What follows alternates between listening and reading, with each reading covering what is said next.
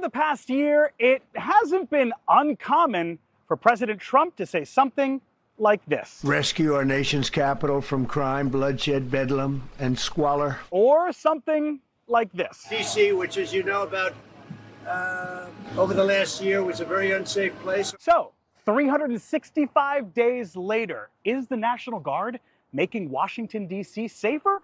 Well, it depends on who you ask. Let's start with the White House, which just today said the record is clear that President Trump has made D.C. safe again. They say there have been more than 16,000 arrests, 35 homicide suspects locked up, nearly 2,000 illegal firearms seized, and 25 missing children returned home. But here's the interesting part. The White House says the credit for all of that goes not just to the National Guard, but to the more than 20 local and federal agencies that have taken part in President Trump's so-called Make D.C. Safe and Beautiful task force. And then there's the other side to this argument. Here's a report from the Center for American Progress. That's a progressive think tank here in D.C. Their argument is that crime was already on the decline when President Trump brought the National Guard in. They actually did an extensive analysis on crime statistics and found that the Guard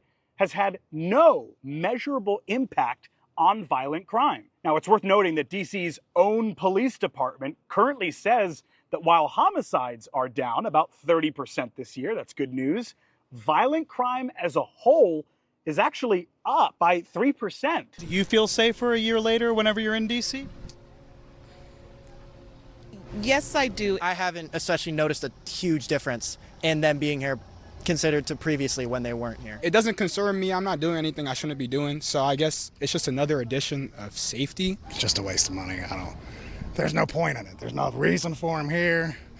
Everything's beautiful and safe. We've been walking around. I think that as long as things stay controlled and, and everyone respects each other, I think it should be fine. Bottom line, 1 year later, and the effectiveness of the National Guard here in Washington, D.C.